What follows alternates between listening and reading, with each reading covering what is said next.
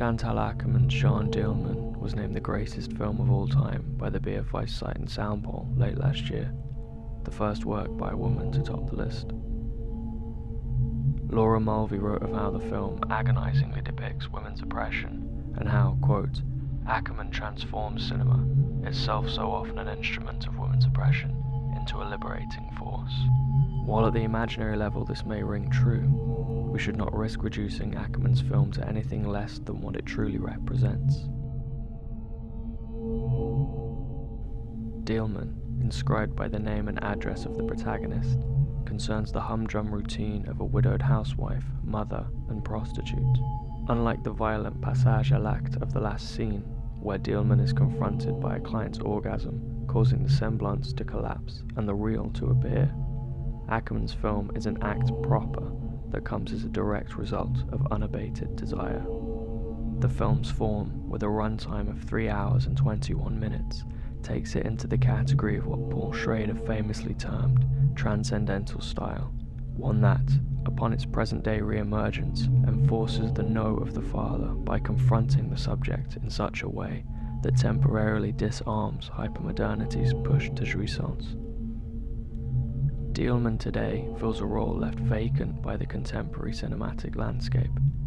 The experience of watching Dielman is one of a kind. The film exudes other jouissance, the non-phallic jouissance of the feminine, quote, about which nothing can be said, and targets the speaking body in such a way that a spoken interpretation can under normal circumstances only aspire to. Beau Travail and Cleo from 5 to 7 are two other films, both on the Sight and Sound list and both by French filmmakers, that produce similar jouissance effects.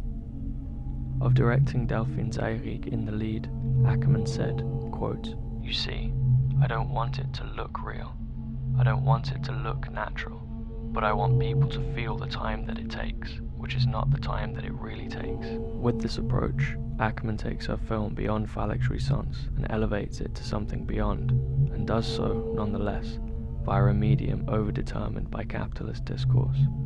In doing so, Akerman becomes Antigone, a model of pure desire and a prime exemplar of the ethical act.